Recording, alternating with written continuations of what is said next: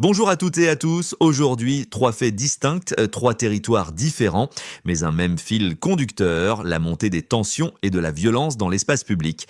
Mardi soir, place des Invalides à Paris. Plusieurs centaines de personnes se sont rassemblées aux abords du Quai d'Orsay, à proximité du ministère des Affaires étrangères, pour soutenir le Rojava, région kurde de Syrie, aujourd'hui menacée par des offensives militaires.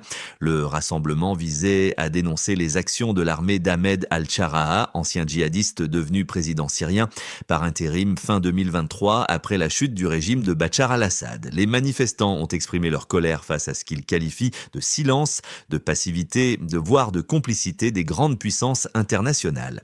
Mais selon plusieurs vidéos diffusées sur les réseaux sociaux, la situation s'est tendue. Pour des raisons encore inconnues, certains manifestants s'en sont pris aux forces de l'ordre, provoquant des heurts et une intervention policière.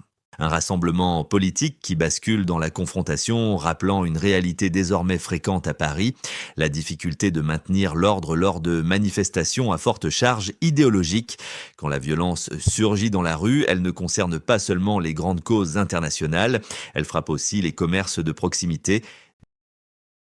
En Isère, mardi 20 janvier, en milieu d'après-midi, le bar tabac de la Rosière semble être une cible idéale pour deux braqueurs arrivés en scooter. Visage dissimulé, irruption brutale. L'un des individus sort une arme de poing et menace la gérante, exigeant l'argent de la caisse. Sous le choc, la commerçante crie, un cri qui va tout changer. Son mari, présent dans la pièce voisine, surgit aussitôt, armé d'un simple couteau à pain.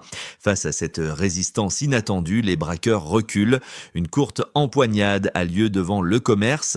Dans la confusion, l'un des malfaiteurs laisse tomber son arme, qu'il parvient toutefois à récupérer avant de prendre la fuite avec son complice. Aucun blessé, aucun butin, mais un choc psychologique important. La gendarmerie a immédiatement déployé un dispositif de recherche. À ce stade, les auteurs sont toujours activement recherchés. Mais la violence ne touche pas seulement les commerçants. À Rennes, ce sont désormais des adolescents qui vivent dans la peur. Rennes, quartier Jacques Cartier. Depuis décembre 2025, les agressions se multiplient autour de la station de métro.